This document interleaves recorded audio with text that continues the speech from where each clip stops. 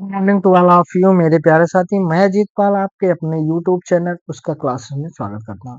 बंधुओं, आज हम लोग इस वीडियो के माध्यम से जानने वाले हैं अध्ययन और उनसे संबंधित जो है विज्ञान की प्रमुख शाखाएं जो हैं, किन किन शाखाओं के अंदर किस किस चीज का अध्ययन किया जाता है, इस वीडियो में मिलने वाली है। तो आप लोग बने रहिएगा। इस वीडियो में बिना स्किप किए हुए देखेंगे तो क्लास आपको बेहद पसंद आएगी दोस्तों। और प्रीवियस ईयर के क्वेश्चन पूछे गए जो आरआरबी एनटीपीसी हो, रेलवे से संबंधित समस्त जो जितने भी विभाग हैं उसमें से पूछे गए हैं दोस्तों। तो उम्मीद करते हैं वीडियो पसंद आएगी दोस्तों। साथ ही साथ अदर एग्जाम के लिए भी आपकी ये वीडियो हेल्पफुल होने वाली है। तो आइए बिना किसी डिले के क्लास को स्टार्ट करते हैं प्यारे साथी। बायोलॉजी का क्वेश्चन है दोस्तों, इसमें से लिए गए हैं।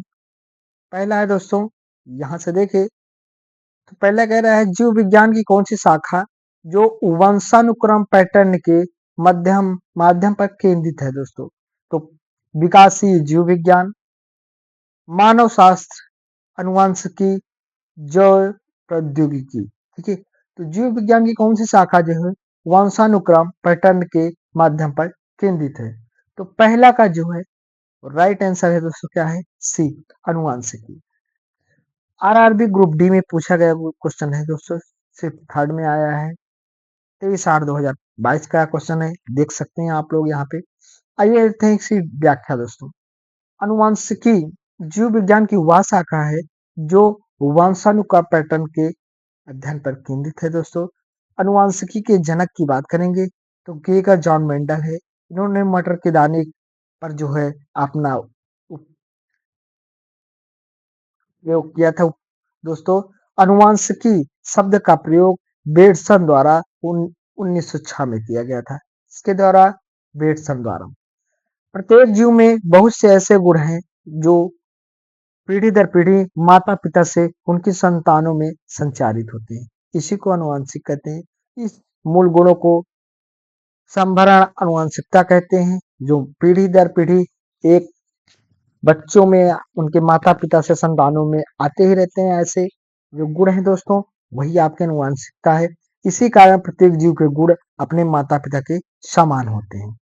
उनके गुण जो है उनके माता पिता के समान मिलते जुलते रहते हैं। अगला देखते हैं प्यारे साथी, क्या है, सब्जियों, फलों और फूलों जैसी उच्च मूल्य वाली फसलों की खेती को क्या कहते हैं। जिसमें सब्जियां हो, फल, फूलों जैसी उच्च मूल्य वाली फसलों की खेती को क्या कहते हैं। Sericulture, pisciculture, apiculture, horticulture. Railway NTPC 2021 में फर्स्ट स्टेज में पूछा गया क्वेश्चन है दोस्तों। तो दूसरे का राइट आंसर क्या है दोस्तों, डी, हॉर्टिकल्चर। क्या कहते हैं दोस्तों, हॉर्टिकल्चर जो सब्जियों, फलों और फूलों में इसके अंतर्गत अध्ययन किया जाता है दोस्तों, उसे हॉर्टिकल्चर कहते हैं। आइए देखते हैं व्याख्या व्याख्या थोड़ी इसकी देखो। हॉर्टिकल्चर विज्ञान की वह शाखा है जिसमें अनाज, फूलों, पौधों को उगाने से लेकर उनके व्यापार तक का अध्ययन किया जाता है हॉर्टिकल्चर में। हॉर्टिकल्चर मानव उपयोग के लिए इस्तेमाल होने वाले पौधों के विज्ञान, तकनीकी विपणन से जुड़ा क्षेत्र है। इसे दो भाग, खाद्य फल और सब्जी अनाज, अखाद्य फूल पौधे के रूप में जाना जाता है। दो भागों में बांटा गया हॉर्टिकल्चर को। इसमें से खाद्य भाग भी है और अखाद्य भाग भी है। अगला देखते हैं प्यारे साथी, क्वेश्चन नंबर 3 की बात करेंगे। कोशिकाओं के अध्ययन को क्या कहा जाता है, जिसमें कोशिकाओं का अध्ययन किया जाता है। Serology, cytoplasm, cytology, एडियोलॉजी।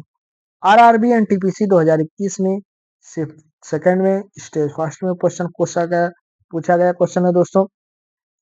तो तीसरे का जो राइट आंसर है वो सी नंबर है। क्या दोस्तों, कोशिकाओं के अध्ययन को क्या कहते हैं, साइटोलॉजी। क्या कहते हैं प्यारे साथी, कोशिकाओं के अध्ययन को साइटोलॉजी कहते हैं। आइए देखते हैं थोड़ी इसकी व्याख्या प्यारे साथी, क्या है। कोशिकाओं के अध्ययन को जो है साइटोलॉजी कहा जाता है। सीरम एवं अन्य शारीरिक तरल पदार्थों के अध्ययन को सीरोलॉजी। जो सीरम एवं शारीरिक तरल पदार्थ हैं उसके अध्ययन को क्या कहते हैं, सीरोलॉजी। ठीक है, कोशिकाओं के अध्ययन को साइटोलॉजी, ठीक है। रोगियों की पहचान और निदान की विवेचना करने वाले अध्ययन को एटियोलॉजी, इसमें रोगी की पहचान और निदान की विवेचना हो, उन्हें एटियोलॉजी कहते हैं। कोशिका में कोशिका झिल्ली के अंदर केंद्रक को छोड़कर संपूर्ण पदार्थों को कोशिका द्रव्य कहते हैं। यह रवेदार जेलीनुमा अर्ध तरल पदार्थ है दोस्तों। यह कोशिका के 70% भाग की रचना करता है, ठीक है। कोशिका द्रव्य, साइटोप्लाज्म। अगला देखते हैं प्यारे साथी, यहाँ से क्वेश्चन नंबर 4 की बात करेंगे तो विटिकल्चर। विटिकल्चर क्या है दोस्तों? सब्जियों की खेती की जाती है, आम की खेती की जाती है, अंगूर की खेती की जाती है, विटिकल्चर के अंदर फूलों की खेती की जाती है। तो चौथे का जो राइट आंसर है प्यारे साथी, सी नंबर। क्या है? सी नंबर। विटिकल्चर के अंतर्गत अंगूर की खेती की जाती है। आरआरबी एनटीपीसी 2021 में क्वेश्चन पूछा गया था दोस्तों, देख सकते हैं यहाँ पे। अगला है प्यारे साथी, यहाँ से थोड़ा देखेंगे इसकी व्याख्या विटिकल्चर की। अंगूर की खेती के लिए कहा जाता है दोस्तों। विटिकल्चर जो है अंगूर की खेती के करने को कहा जाता है। सब्जियों की खेती की बात करते हैं तो ओलेरीकल्चर, सब्जियों की खेती की बात करने में ओलेरीकल्चर का अध्ययन करते हैं। फूलों की खेती को फ्लोरिकल्चर, ठीक है। अगर फूलों की खेती से जो है कौन अध्ययन किया जाता है? फ्लोरिकल्चर। और सब्जियों की ओलेरीकल्चर, ठीक है। अगला देखते हैं प्यारे साथी, क्या है हमारा? एपिग्राफी। एपिग्राफी का क्या होता है? एपिग्राफी किसके अध्ययन के लिए यूज किया जाता है? कंकालों के अध्ययन के लिए, ठीक है। शिलालेखों के अध्ययन के लिए, मानचित्रों के अध्ययन, सिक्कों का अध्ययन। तो इसका पांचवे का जो राइट आंसर है दोस्तों, बी नंबर। शिलालेख के अध्ययन करने के लिए जो है एपिग्राफी का शाखा यूज की जाती है दोस्तों। एपिग्राफी का क्या आपका अभिप्राय है दोस्तों? तो शिलालेखों का अध्ययन करने की विभाग है।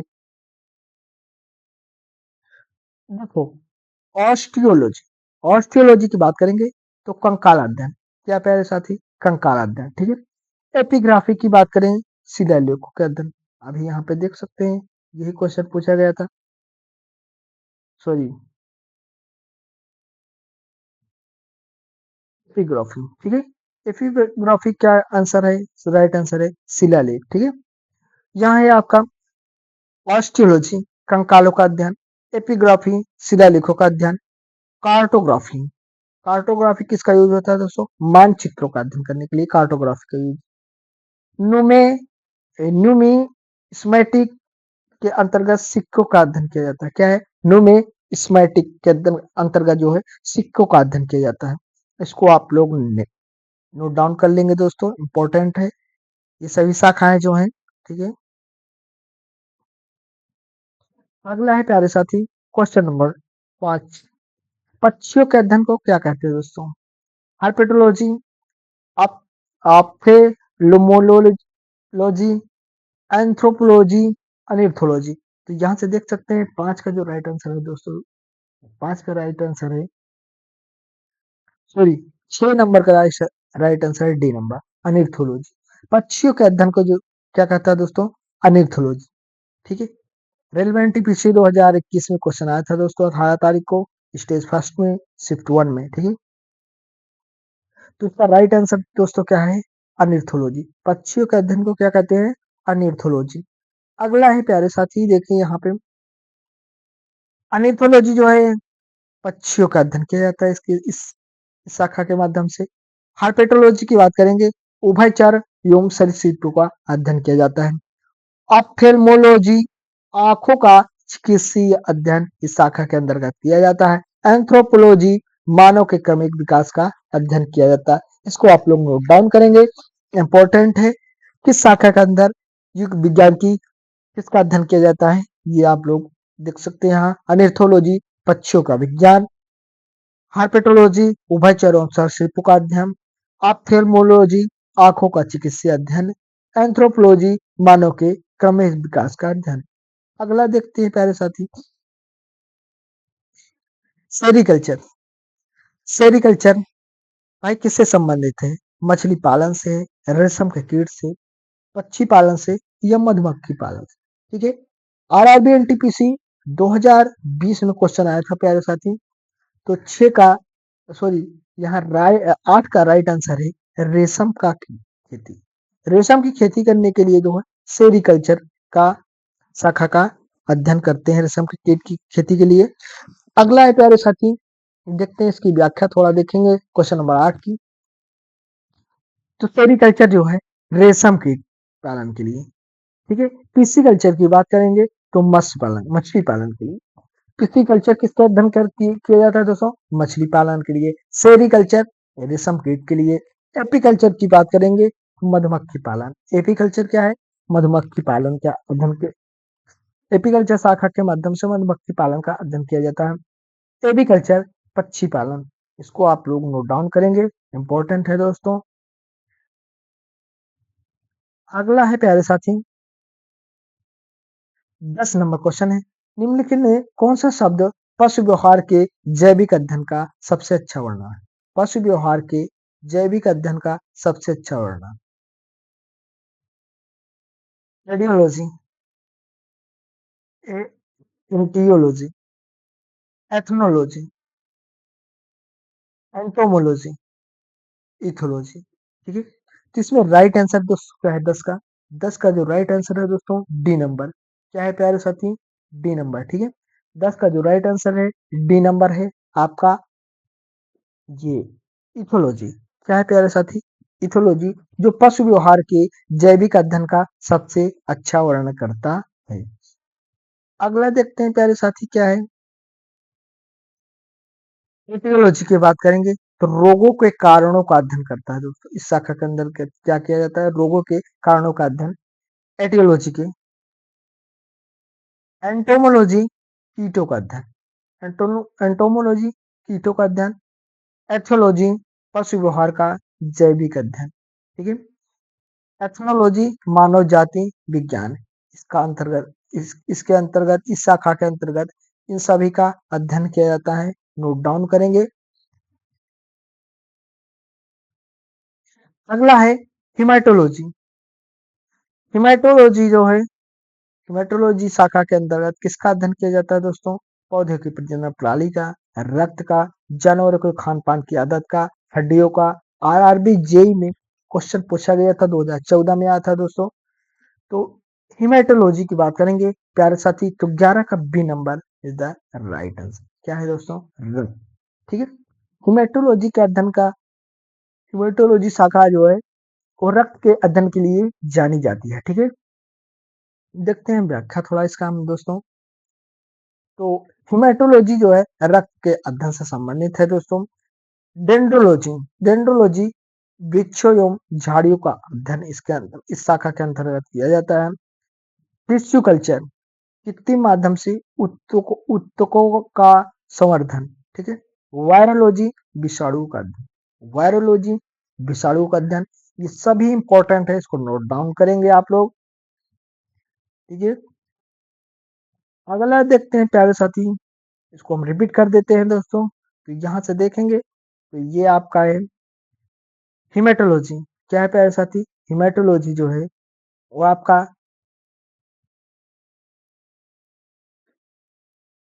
रक्त से संबंधित है दोस्तों। डेंड्रोलॉजी वृक्षों एवं झाड़ियों का अध्ययन। टिश्यू कल्चर कृत्रिम माध्यम से ऊतकों का संवर्धन। वायरोलॉजी विषाणु का अध्ययन। अगला देखते हैं प्यारे साथी 12 नंबर। क्या है 12 नंबर? 12 नंबर कह रहा है दोस्तों मार्फोलॉजी। मार्फोलॉजी क्या है? कीड़ों का अध्ययन है, मानव विकास का अध्ययन है, जीव की आकृति उनकी संरचना एवं विशेष संरचनात्मक गुणों का अध्ययन है, जीव एवं पर्यावरण परस्पर निर्भरता का अध्ययन है। आरआरबी एसएससी में पूछा गया दोस्तों 2014 में क्वेश्चन आया था सेट नंबर 8 में। तो मार्फोलॉजी की बात करेंगे तो मार्फोलॉजी जो है 12 का नंबर सी।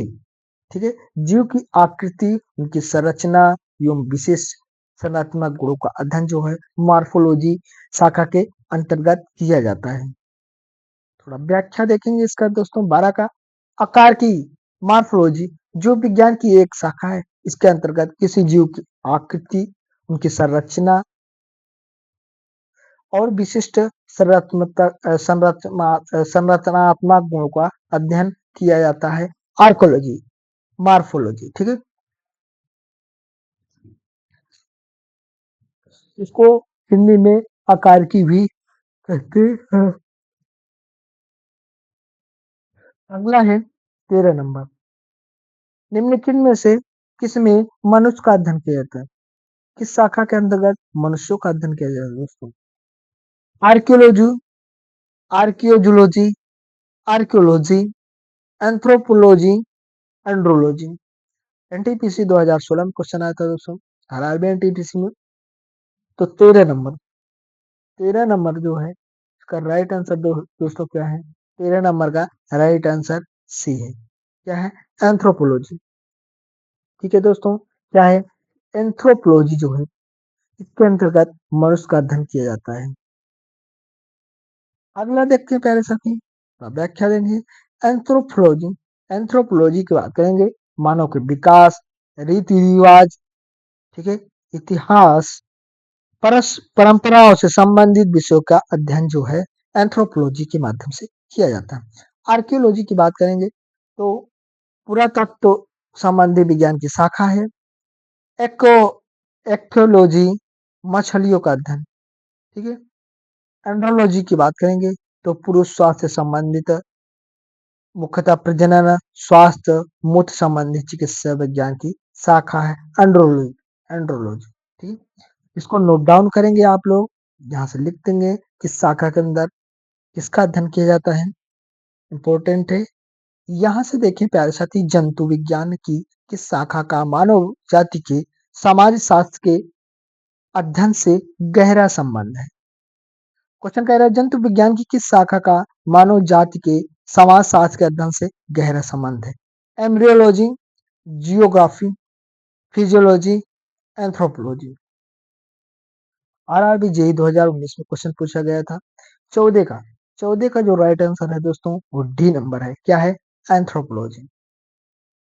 जंतु विज्ञान की एंथ्रोपोलॉजी शाखा का मानव जाति के समाजशास्त्र के अध्ययन के लिए गहरा संबंध है, मानव से संबंधित एंथ्रोपोलॉजी, ठीक है। अगला देखते हैं, निषेचन, विकास, विभाजन और विभिन्नता के अध्ययन को किस नाम से जाना जाता है? भ्रूण विज्ञान, फिजियोलॉजी, अनुवांशिकी, क्रमागत उन्नति। तो 15 का राइट आंसर है दोस्तों भ्रूण विज्ञान। इसमें फर्टिलाइजेशन या फिर डेवलपमेंट हो, विभाजन हो, विभिन्नता के अध्ययन को भ्रूण विज्ञान के अंतर्गत करते हैं। इसमें से बच्चे का जन्म होता है, इसी शाखा में अध्ययन हम लोग करेंगे भ्रूण विज्ञान में। जन्म से संबंधित समस्त जानकारियां भूल विज्ञान के अंतर्गत आपको सीखने को मिलेंगी। तो यहाँ से देखें प्यारे साथी, कुछ दिया गया, निषेचन, विकास, विभाजन और विभिन्नता के अध्ययन को भ्रूण विज्ञान कहते हैं। फिजियोलॉजी की बात करेंगे, शरीर की क्रिया, विज्ञान और कार्य का अध्ययन किया जाता है इस शाखा के अंदर। अनुवांशिकी, इनमें अनुवांशिकता एवं जीवन की विभिन्नताओं का अध्ययन किया जाता है। क्रमागत उन्नति, क्रम विकास, अनुवांशिक लक्षणों की पीढ़ी दर पीढ़ी परिवर्तन का अध्ययन होता है। अगला देखिए प्यारे साथी क्या है, पौधों में बीमारियों का अध्ययन और वह तरीका जिसमें पौधे विरोध करते हैं या संक्रमण से सामना करते हैं कहलाता है। क्या है? विकृति विज्ञान, क्रिया विज्ञान, फाइटोपैथोलॉजी, फोटोमार्फोजेनिस। तो क्या है दोस्तों? आरआरबी एनटीपीसी स्टेज फर्स्ट में आया था दोस्तों, शिफ्ट थर्ड में 2016 में क्वेश्चन पूछा गया था। 16 का राइट आंसर है दोस्तों सी नंबर। क्या है प्यारे साथी? C number, phytopathology. पौधों में बीमारियों का अध्ययन किया जाता है दोस्तों, इसमें पौधे विरोध करते हैं या संक्रमण से सामना करते हैं। अगला देखिए प्यारे साथी क्या है यहाँ पे, 16, यहाँ से देख सकते हैं पौधों के रोग, उनके बचाव, सुरक्षा, संक्रमण के अध्ययन को फाइटोलॉजी कहते हैं। ठीक है। अगला देखें प्यारे साथी क्या है हमारा, जीवित चीजों पर मृदा के प्रभाव का अध्ययन, मृदा विज्ञान की किस शाखा के अंतर्गत किया जाता है? ठीक है, जीवित चीजों का। तो एंड्रोलॉजी, एडाफोलॉजी, एग्रोबायोलॉजी, डेस्मोलॉजी। तो आरआरबी एनटीपीसी स्टेज फर्स्ट में 2016 में क्वेश्चन आया था दोस्तों। 17 का 17 का जो राइट आंसर है दोस्तों बी नंबर, क्या है? एडाफोलॉजी। क्या है दोस्तों? एडाफोलॉजी जो है जीवित चीजों पर मृदा के प्रभाव का अध्ययन किया जाता है दोस्तों। अगला देखते हैं प्यारे साथी, विज्ञान की शाखा एवं अध्ययन। एडाफोलॉजी दोस्तों जीवित चीजों पर मृदा के प्रभाव का अध्ययन। एंड्रोलॉजी की बात करेंगे तो पुरुषों में बाझपन या यौन रोगों का अध्ययन जो है एंड्रोलॉजी। क्या है दोस्तों? एंड्रोलॉजी पुरुषों में जो बाझपन होता है या यौन संबंधी जो रोग होते हैं दोस्तों का अध्ययन एंड्रोलॉजी के संबंध किया जाता है। एग्रोबायोलॉजी की बात करेंगे तो किसमें पौधों व पोषण व जीवन का अध्ययन किया जाता है? किसमें पौधे के पोषण व जीवन का अध्ययन एग्रोबायोलॉजी में। डेस्मोलॉजी की बात करेंगे तो एनाटॉमी के अंतर्गत स्नायुबद्ध का अध्ययन किया जाता है। स्नायुबंध का। ठीक है, इसको नोट डाउन करेंगे, इंपॉर्टेंट है। ठीक है, अगला देखते हैं दोस्तों 18 नंबर। क्या प्यारे साथी? 18 नंबर, निम्नलिखित में से निम्नलिखित में से जो है विज्ञान की किस शाखा के अंतर्गत कौन सा जो पुरुष में विशिष्ट रोगों और स्थितियों से संबंधित है? तो एंड्रोलॉजी, स्टोकोलॉजी। तो राइट आंसर 18 का, 18 का क्या है दोस्तों? एंड्रोलॉजी।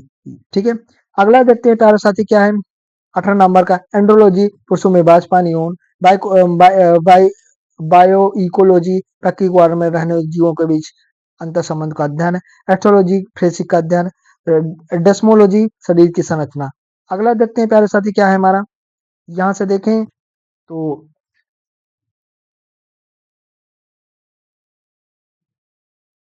उनके में चिकित्सा विज्ञान की कौन सी सब प्रकार जो यकृत के उपचार और अध्ययन से संबंधित है दोस्तों? 19 का बी नंबर हेप्टोलॉजी। क्या है दोस्तों? 19 का बी नंबर।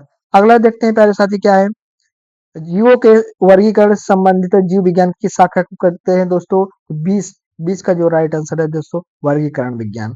अगला देखते हैं प्यारे साथी क्या है हमारा 21 जंतु विज्ञान किसका अध्ययन करता है दोस्तों? तो जंतु विज्ञान जो है जानवरों का अध्ययन करता है। 21 का डी। ठीक है, बात करते हैं 22 नंबर का दोस्तों। तो 22 यहाँ से देख सकते हैं दोस्तों, 22 नंबर विज्ञान की एक शाखा जो जीवन पर पृथ्वी से परे मौजूद जीवाणुओं के संबंधित है, तो क्या कहते हैं? तो दोस्तों 22 का नंबर बी एक्सोबायोलॉजी। ठीक है, यहीं तक हमारा सेशन एंड होता है। Thank for watching.